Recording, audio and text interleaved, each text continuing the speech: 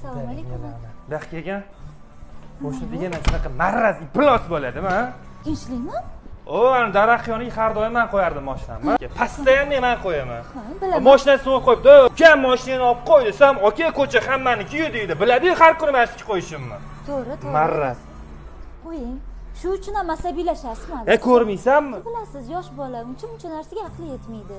Shuni yaxshi, muloyimlik bilan, to'g'rilikcha tushuntirsangiz, keyin safar sotga qo'ymassiz mashinasini. Qo'shnilar bilan yaxshi munosabatda bo'lish ham sunnat adajamiz. Xo'p. Hop, qarang, somsa pishirganman. Shuni olib chiqib bering uyga. O mashinamni olib chiqib beramanmi?